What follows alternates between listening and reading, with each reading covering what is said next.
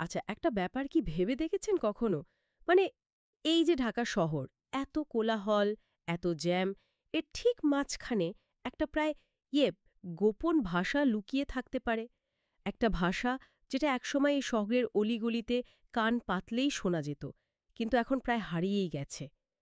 আমাদের হাতে থাকা সোর্সগুলো ঘাঁটতে গিয়ে ঠিক এই প্রশ্নটাই আমার মাথায় ঘুরছিল। আজ আমরা এ নিয়েই সম্পূর্ণ একটা আলোচনা করব।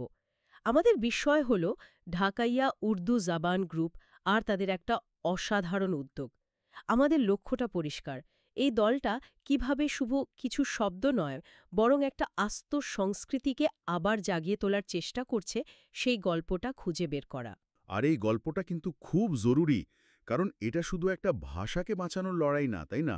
যখন একটা ভাষা বিপন্ন হয়, তখন আমরা শুধু শব্দ হারাই না, আমরা সেই শব্দ দিয়ে তৈরি হওয়া জোকস, সেই ভাষায় বলা মায়ের বকুনি, বা ধরুন বিয়ের দিনের বিশেষ কোনো প্রবাদ, এই সব কিছু হারাই। মানে পৃথিবীকে দেখার একটা আস্ত জানালা। বন্ধ হয়ে যায়। একদম, সেই জানালাটাই বন্ধ হয়ে যায়। আর এই গ্রুপটা চেষ্টা করছে সেই জানালাটা আবার খুলে দেওয়ায়। জানালা দিয়ে ভেতরে তাকানো যাক। সোর্সগুলো থেকে যে বিষয়টা আমাকে প্রথম ধাক্কা দেয়, তা হলো এই ভুলে যাওয়া ঢাকাইয়া ভাষাকে নতুন প্রজন্মের কাছে ফিরিয়ে আনার চেষ্টা, একে আবার একটা জীবন্ত ভাষা করে তোলা। কিন্তু আমার প্রশ্ন হলো, এটা বাস্তবে কিভাবে সম্ভব?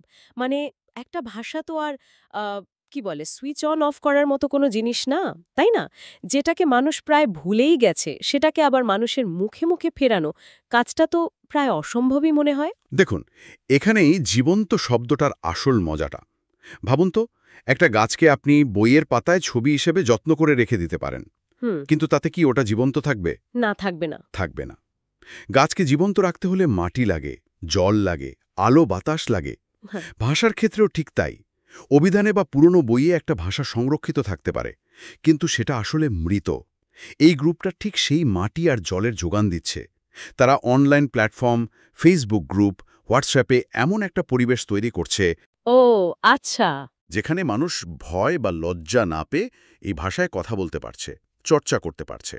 ফলে ভাষাটা শুধু পড়ার বা শোনার জিনিস থাকছে না, দৈনন্দিন ব্যবহার করার একটা মাধ্যমে পরিণত হচ্ছে। আর তখনই একটা ভাষা সত্যি সত্যি বেঁচে ওঠে। তার মানে এটা একটা ভার্চুয়াল উঠোনের মতো হয়ে যাচ্ছে, যেখানে সবাই একসাথে বসে নিজেদের ভাষায় আড্ডা দিচ্ছে। আর আমার ধারণা এখান থেকেই ব্যাপারটা আরও গভীর হতে শুরু করেছে, তাই না? কারণ সোর্সগুলোতে তো শুধু ভাষার কথা নেই, এর সাথে জড়িয়ে আছে ঢাকাইয়া খাবার, পোশাক, বিয়ের রীতি, এমনকি পুরনো দিনের কিস্সা কাহিনী। মানে ভাষার হাত ধরে পুরো একটা লাইফস্টাইলকে যেন ফিরিয়ে আনা হচ্ছে। একদম। আর এখানেই বিষয়টা দারুণ ইন্টারেস্টিং হয়ে ওঠে। আপনি শুধু শব্দ ফিরিয়ে আনছেন না, শব্দের সাথে জড়িয়ে থাকা যে স্বাদ, যে গন্ধ, যে স্মৃতি, সব কিছুকেই ফিরিয়ে আনছেন। যেমন ধরুন, ঢাকাইয়া ভাষায় বিয়ের কোনো অনুষ্ঠানের কথা যখন বলা হয়, তখন শুধু একটা শব্দ উচ্চারিত হয় না, এর সাথে পুরো একটা ছবি ভেসে ওঠে। ঠিক। হয়তো কাচ্চি বিরিয়ানির গন্ধ, নির্দিষ্ট কোনো গানের সুর, বিশেষ কোনো প্রথা বা রসিকতা। ভাষাটা হলো সেই ছবির ফ্রেম। ফ্রেমটা হারিয়ে গেলে ছবিটাও তো অসম্পূর্ণ হয়ে যায়, ঠিক কিনা? অবশ্যই। এই গ্রুপটা সেই ফ্রেমটাকে আবার যত্ন করে ফিরিয়ে আনছে, যাতে ভেতরের ছবিটা আরও জীবন্ত হয়ে ওঠে। এই আইডিয়াটা অসাধারণ, কিন্তু বাস্তবে এটা করা তো সহজ নয়। মানে এত পুরনো সব গল্প, শব্দ, প্রবাদ, এগুলো তো বাতাসে মিলিয়ে যাচ্ছে। তো এই গ্রুপটা ঠিক কিভাবে, মানে কিভাবে এই হারিয়ে যাওয়া ঐতিহ্যকে ধরার চেষ্টা করছে? সোর্সেসগুলোতে তাদের কাজের পদ্ধতি নিয়ে কি বলা আছে? তাদের পদ্ধতিটা খুব স্মার্ট। দুটো প্রধান কাজ তারা করছে। প্রথমত, তারা অনেকটা ফিল্ড ওয়ার্কের মতো করে পুরনো মানুষের সাথে কথা বলে শব্দ, প্রবাদ, কিস্সা এগুলো রেকর্ড করছে, মানে ডকুমেন্টেশন করছে। ও। অনেকটা মৌমাছির মতো করে বিভিন্ন ফুল থেকে মধু সংগ্রহ করার মতো একটা ব্যাপার আর কি। আর দ্বিতীয়ত, এই সংগ্রহ করা জিনিসগুলোকে তারা একটা ডিজিটাল আর্কাইভে গুছিয়ে রাখছে। Digital archive. হ্যাঁ, আর এটা দারুণ একটা ব্যাপার। কারণ মৌখিক ঐতিহাস্য বা ওরাল ট্রেডিশনের সবচেয়ে বড় দুর্বলতা হলো এটা মানুষের স্মৃতি আর জীবনের সাথে সাথেই শেষ হয়ে যায়। কিন্তু যখনই আপনি এটাকে রেকর্ড করে বা লিখে ফেলছেন, আপনি তাকে একটা অমরত্ব দিচ্ছেন। কিন্তু এতে কি একটা ঝুঁকি থেকে যায় না? মানে ঐতিহ্যটা একটা জাদুঘরের জিনিস হয়ে যাওয়ার, জীবন্ত আড্ডার যে প্রাণ, যে স্বতঃস্ফূর্ততা, সেটা কি একটা ডিজিটাল ফাইলে ধরা সম্ভব? যখন আপনি কোনো কিছুকে এভাবে সংরক্ষণ করেন তখন কি তার আসল রূপটা কিছুটা বদলে যায় না? খুব খুব গুরুত্বপূর্ণ একটা প্রশ্ন তুলেছেন। আর এর উত্তরটা লুকিয়ে আছে তাদের দ্বিতীয় কাজটির মধ্যে। দেখুন, এই ডিজিটাল আর্কাইভটা কিন্তু শুধু একটা ডেটাবেস নয় আর কি। এটা একটা কমিউনিটি তৈরির জ্বালানি হিসেবে কাজ করছে।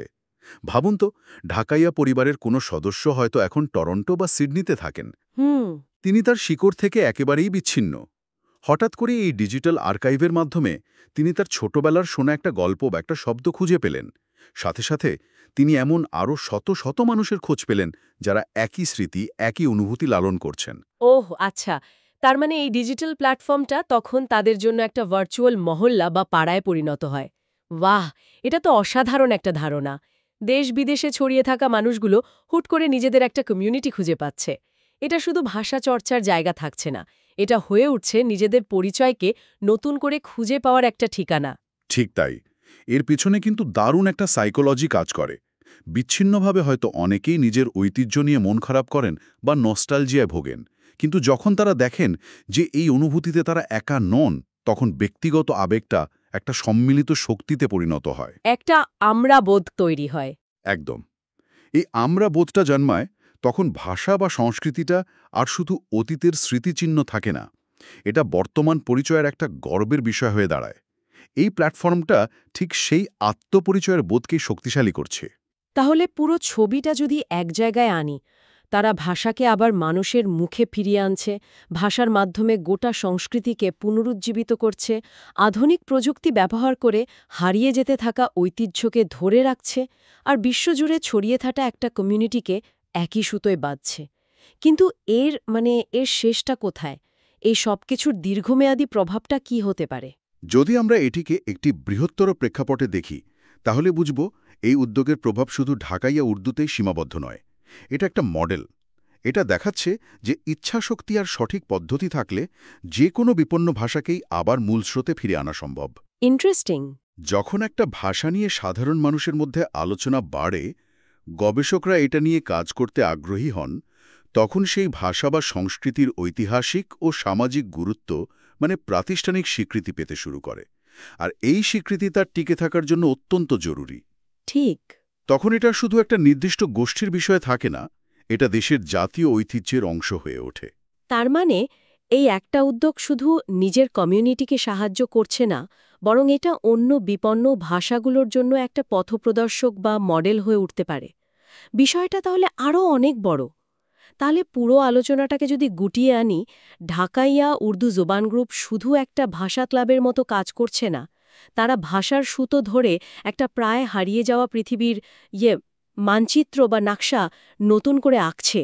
তাদের পদ্ধতিগুলো ঐতিহ্যের ডকুমেন্টেশন থেকে শুরু করে ডিজিটাল আর্কাইভ এবং কমিউনিটি তৈরি, সবই খুব আধুনিক এবং সুচিন্তিত। আলোচনা শেষ করার আগে আপনি যে একটু আগে একটা প্রশ্ন তুলেছিলেন না, কোনটা? ওই ডিজিটাল আর্কাইভ নিয়ে